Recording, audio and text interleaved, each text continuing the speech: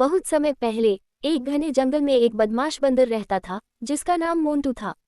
मोंटू को शरारतें करना बहुत पसंद था। कभी वह चिड़ियों के घोंसले से अंडे चुरा लेता तो कभी हिरन के खाने का सामान गायब कर देता।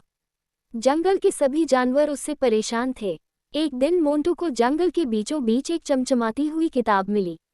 किताब सोने की तरह चमक रही थी। मोंटू ने तुरंत उसे उठाया और सोचा, वाह, ये तो बहुत कीमती लगती है। इससे तो मैं जंगल का सबसे अमीर बंदर बन जाऊंगा। जब उसने किताब खोली तो उसमें लिखा था, ये जादुई किताब है, इसमें जो भी लिखोगे वह सच हो जाएगा। लेकिन अगर तुमने इसका गलत इस्तेमाल किया तो किताब तुमसे नाराज हो जाएगी। मोंटू ने हंसते हुए कहा, नाराज?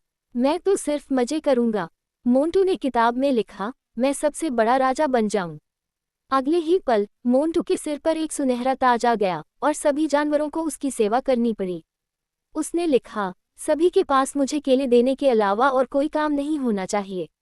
बेचारे जानवर दिन रात केले इकट्ठा करते रहते और मोंटू को देते। मोंटू की शरारतें दिन ब दिन बढ़ने लगीं। उसने किताब से और चीजें मांगी, ढेर सारे सोने के सिक्के, एक बड़ा महल और यहाँ तक कि उसने नदी को भी मीठा जूस बना दिया। लेकिन धीरे धीरे किताब ने अजीब तरीके से काम करना शुरू कर दिया।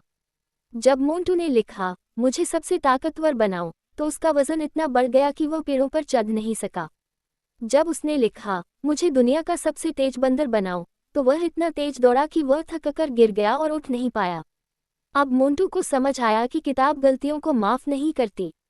उसने किताब से माफ़ी मांगी और वादा किया कि वह इसे सिर्फ अच्छे कामों के लिए इस्तेमाल करेगा।